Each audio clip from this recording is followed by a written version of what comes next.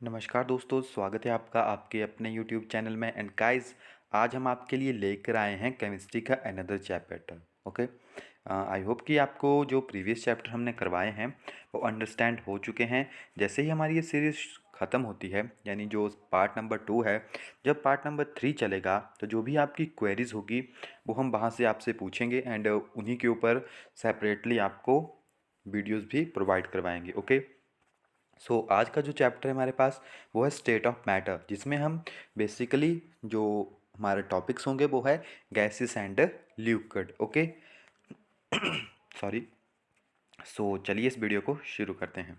तो आपको पता है बेसिकली हमने आज तक जो है 3 स्टेट्स पढ़ी है मैटर की: सॉलिड, लिक्विड एंड गैसियस। तो आपकी स्क्रीन के ऊपर यहाँ पे 3 स्टेट्स गिवन है। First is solid and liquid and gaseous. Okay, तो आपको पता है सॉलिड क्या होता है, जिसकी डेफिनेट शेप आपके पास होती है। लिक्विड क्या होता है आपके पास, जिसकी जो वॉल्यूम है वो तो कांस्टेंट होता है बट शेप जो डेफिनेट नहीं होती है। एंड गैस क्या होती है आपके पास, जिसको जिस भी कंटेनर में आप डालेंगे, यानी जिनकी इंटरमोलिकुलर फोर्सेस के ऊपर भी आप इनको डिफ्रेंशिएट कर सकते हैं। सॉलिड की जो इंटरमोलिकुलर फोर्सेस है, यानी उनकी अट्रैक्शन है वो ज़्यादा है, लिक्विड की उससे कम है एंड गैसेस की सबसे कम है। अब हमारे पास एक यहाँ पे टर्म आती है ट्रिपल पॉइंट। अब ट्रिपल पॉइंट क्या होता है हमारे पास? The temperature at which all the three phases of the same substance exist simultaneously, यानी ये तीनों के तीनों फेज जो हैं एग्जिस्ट करते हैं। ओके, एंड जहाँ पे ये एग्जिस्ट करते हैं उनको कहते हैं हम ट्रिपल पॉइंट। हमारे पास फोर्थ एंड फिफ्थ स्टेज भी आती है। ये क्वेश्चन टैट में आया था कि फोर्थ स्टेज कौन सी है। तो फोर्थ स्टेज आपके पास है प्लाज्मा। फिफ्थ स्टेज है आपके पास बोन आइंस्टाइन कंडेंसेट। ओके, तो ये हमारे पास फोर्थ एंड फिफ्थ स्टेजेस हैं, इनका आपको पता होना चाहिए। नेक्स्ट जो हमारे पास इस चैप्टर में टर्म आती है वो है इंटरमोलिक्यूलर फोर्सेस। अब इंटरमोलिक्यूलर फोर्सेस क्या होती है? हमने प्रीवियस चैप्टर में बॉन्ड्स पढ़े थे और वहाँ पे देखा था कि बॉन्ड एक्चुअल में है क्या। फोर्सेस है आपके पास कोई भी दो मॉलिक्यूल है, अब वो एक दूसरे के साथ कंबाइन है तो क्या है, उनमें इंटरेक्शन है, यानी इंटरमॉलिक्यूलर फोर्सेस जिन्हें हम बॉन्ड कहते हैं। और उनको हमने डिफ्रेंशिएट भी किया था: covalent bond, ionic bond, coordination bond. Okay, तो इस तरह से आप इनको क्लासीफाई कर सकते हैं।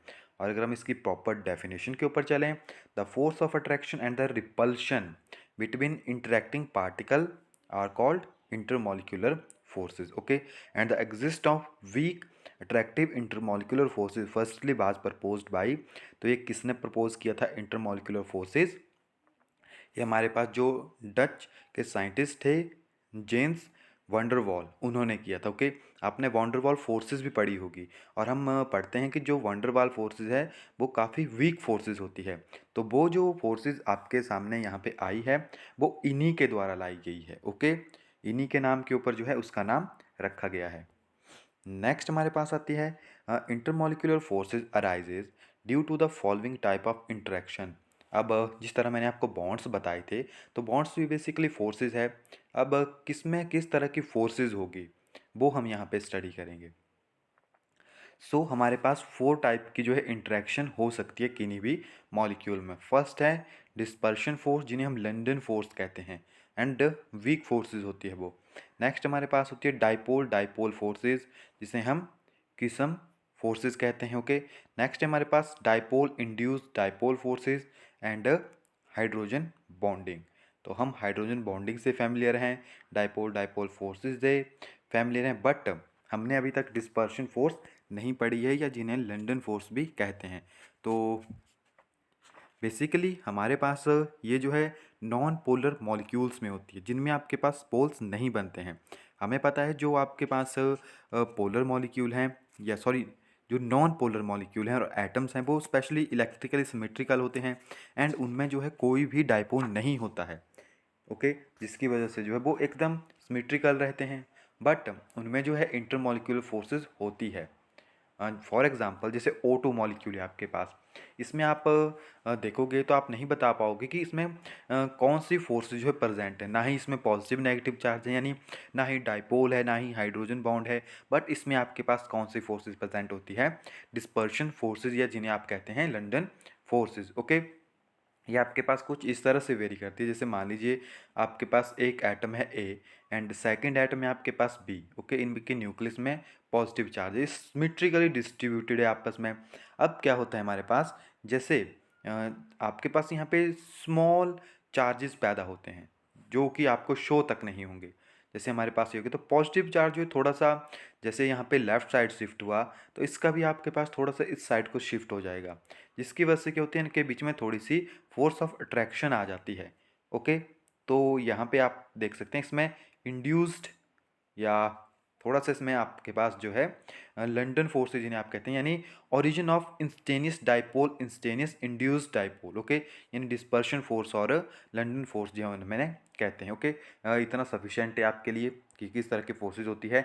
एग्जाम्पल आपको मैंने बता दिया, जैसे O2 हो गया, N2 हो गया, H2 हो गया, उनमें क्या होती है आपके पास लंदन फोर्सेज या डिस्पर्शन फोर्सेज।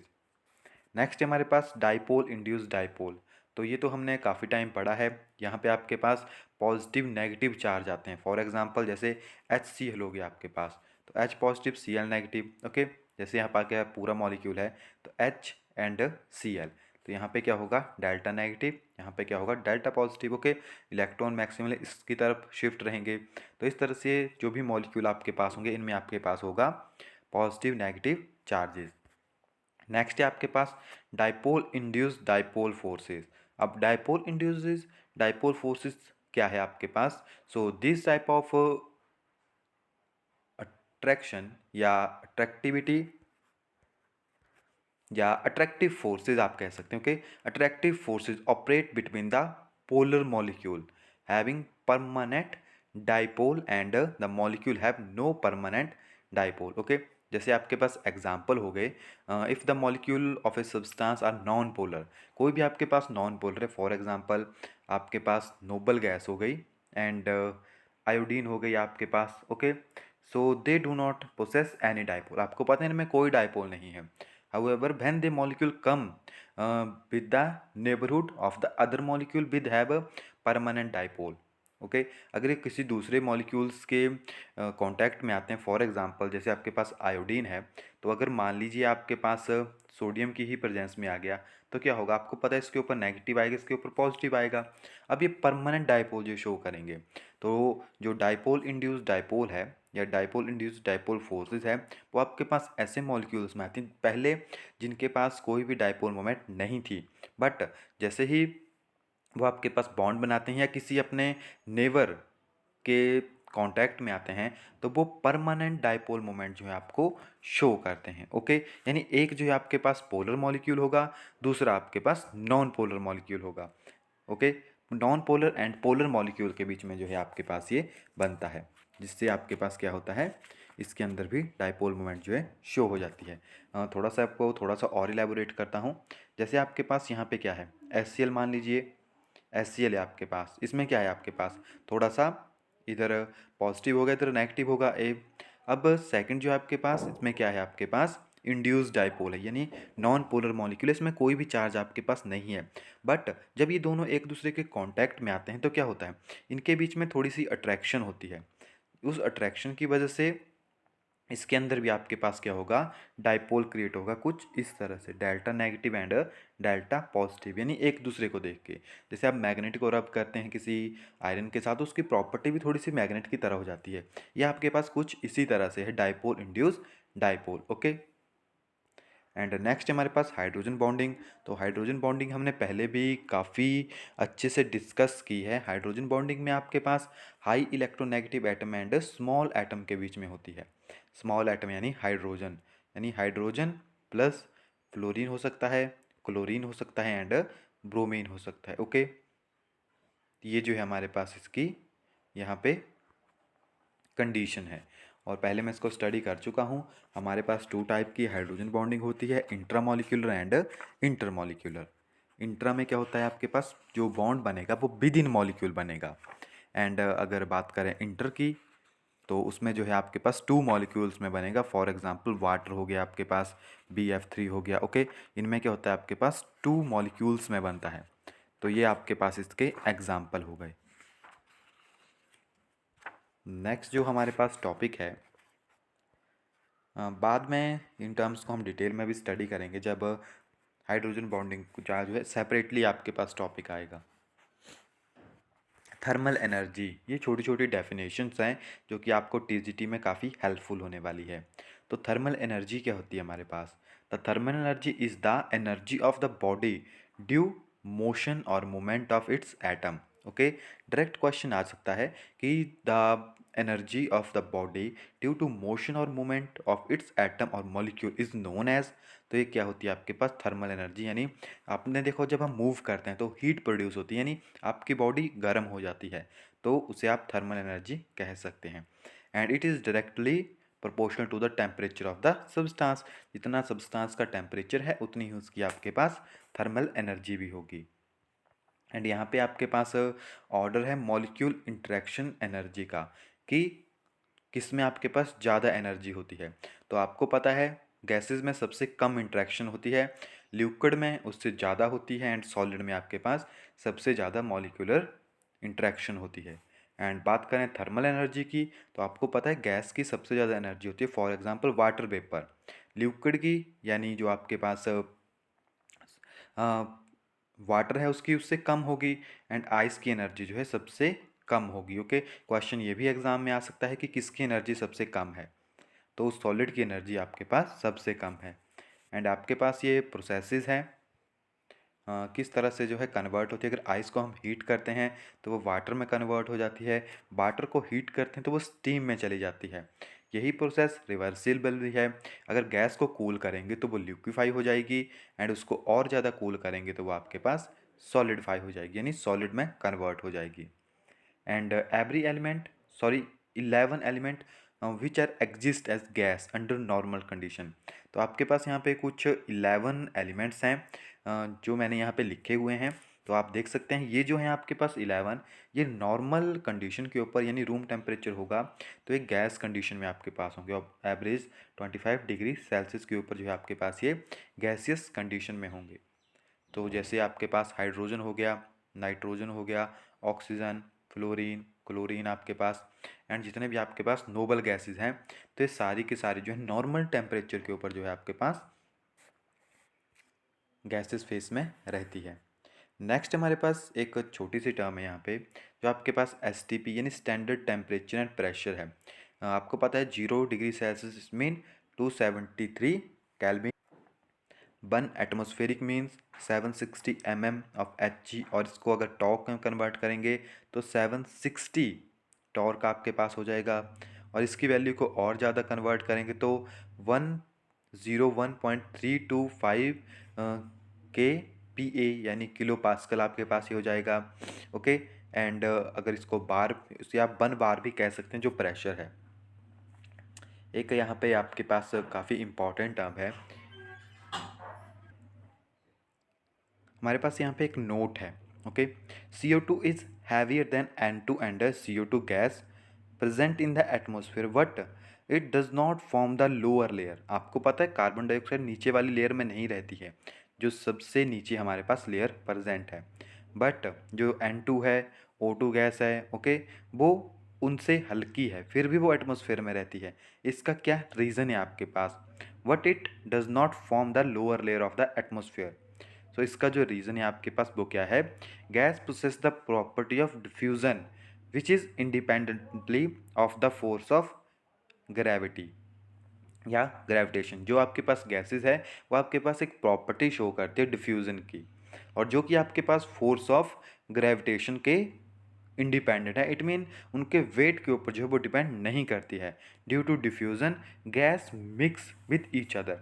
डिफ्यूज़न प्रॉपर्टी है कि आपके पास जो गैसेस है वो एक दूसरे में मिक्स होती है। Okay, so due to diffusion gas mix with each other and remain almost uniform distribution in the atmosphere. And जो डिफ्यूज़न है इसकी वजह से गैस जो ब्रेक होती है, मिक्स होती है एक दूसरे में, और वो एकदम इक्वल पैटर्न में जो है हर जगह के ऊपर प्रेजेंट रहती है। ओके, तो इसका क्या रीज़न है आपके पास? ड्यू टू डिफ्यूज़न, या डिफ्यूज़न की वजह से जो है गैस CO2 जो आपके पास लोअर में अवेलेबल नहीं है, वो थोड़ा सा हाई लेवल के ऊपर आपके पास मिलेगी। नेक्स्ट हमारे पास मेजरमेंट ऑफ गैस। तो ये काफ़ी कॉमन फार्मूला है। मान लीजिए कि आपको किसी गैस का वेट करना है, चाहे आपके पास मास हो, वॉल्यूम हो, प्रेशर हो, टेम्परेचर हो, विस्कोसिटी हो या स्पेसिफिक हीट, ये मेजरेबल प्रॉपर्टीज़ है गैसेस की जिन्हें आप मेज़र कर सकते हैं। ओके, विस्कोसिटी स्पेशली आपके पास लिक्विड के केस में आएगी। तो मास, अगर आपको गैसेस का मास पता करना तो किस तरह से हम इसका मास पता करेंगे? तो मास हम पता करते हैं वेट ऑफ कंटेनर। ओके, कि जो वेट हमारे पास प्रेजेंट है या जो जिस कंटेनर में हमने गैस को डाला हुआ है, ओके, पहले उसका वेट करेंगे गैस के साथ। ये पूरा वेट है प्लस कंटेनर प्लस गैस का, एंड माइनस करेंगे वेट ऑफ कंटेनर। उसमें वैक्यूम क्रिएट किया है हमने कंटेनर में, यानी पूरी की पूरी गैस को वहाँ से रिमूव कर दिया है अब।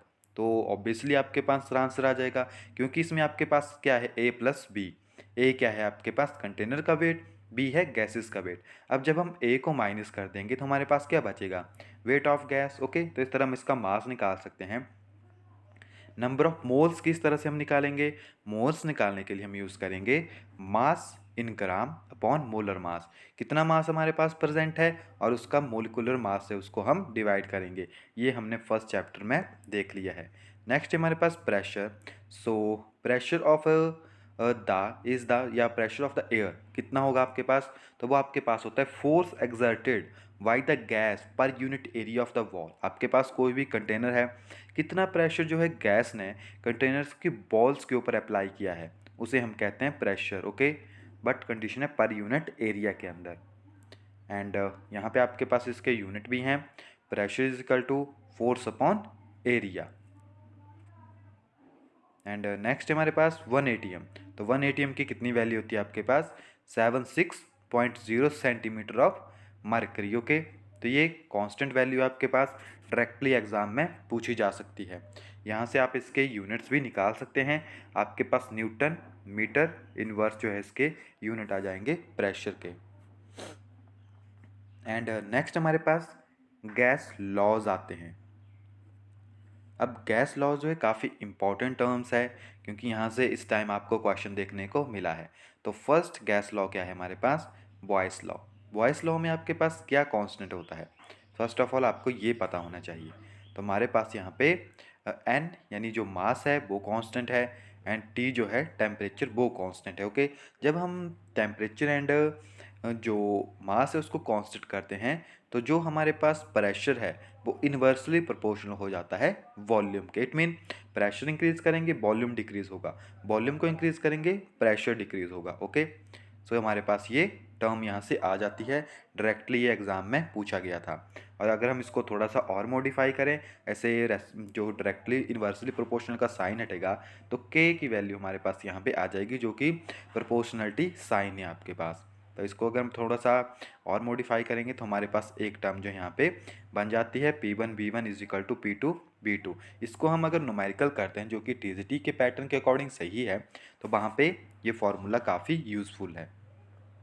और डेफिनेशन है आपके पास, at constant temperature pressure of a fixed amount of a gas varies inversely with the volume of the gas, जो अभी हमने ऊपर देखा। नेक्स्ट हमारे पास आता है चार्ल्स लॉ। सो ये आपको बताता है at constant pressure, Charles law में आपके पास प्रेशर कांस्टेंट होता है। So at constant pressure the volume of a given mass of a gas, जो आपके पास कोई भी गैस है जब प्रेशर को कांस्टेंट करेंगे तो ये लॉ आपको बताता है V is directly proportional to T। Okay, यानी volume of a given mass of a gas is increasing और डिक्रीजिंग कितना, 1/273 of its volume at 0 degree for each 1 degree rise in temperature और फॉल इन टेम्परेचर। या indirectly बोलूँ तो Charles law आपको बोलता है V is directly proportional to T।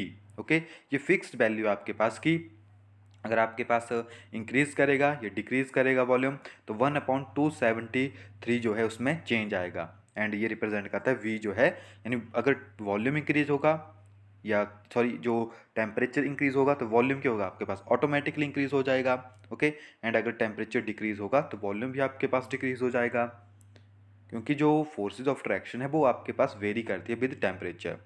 And 0 kelvin हमारे पास किसके बराबर होता है, -273 डिग्री सेल्सियस। यहाँ से आपके पास इक्वेशन आ गई, volume is directly proportional to temperature, और यहाँ से आपके लिए एक फार्मूला भी ड्रॉन होता है, V1/T1 is equal to V2/T2। Next हमारे पास आता है सिग्निफिकेंस, कि जो आपके पास चार्ल्स लॉ है इसका क्या सिग्निफिकेंस है आपके पास। आपको पता है ये एयर को रिप्रेजेंट कर रहा है, किस तरह से एयर वेरी करेगी टेम्परेचर के साथ या वॉल्यूम वेरी करेगा टेम्परेचर के साथ। So according to this law gas expand on heating. Okay, ये लॉ आपको बताता है गैस जो एक्सपैंड करती है हीटिंग के साथ, since mass of the gas sample is constant, but mass जो है कांस्टेंट है, so the large volume at a high temperature will have the low mass. It mean आपके पास जो अगर टेम्परेचर ज़्यादा है गैस का, वो मास तो उतना ही है, वॉल्यूम ज़्यादा है। तो आपने देखा होगा जो हॉट एयर बलून्स हैं वो हवा में राइज करते हैं, क्यों करते हैं, वो सेकंड लॉ को फॉलो करते हैं। ये सिग्निफिकेंस है, यहाँ से डायरेक्ट क्वेश्चन बन सकता है आपके पास। सो वो आपके पास सेकंड यानी चार्ल्स लॉ को फॉलो करते हैं जो हॉट एयर बैलून्स हैं आपके पास। क्यों, क्योंकि उनकी डेंसिटी कम होती है तो वो ऊपर उठते हैं। Okay, so thus hot air is less denser than cool air, thus cause a hot air balloon to rise by displacing cool air of the atmosphere। okay, next है हमारे पास गे लुसेस लॉ। तो ये आपको क्या बताता है, at constant and tape volume and pressure.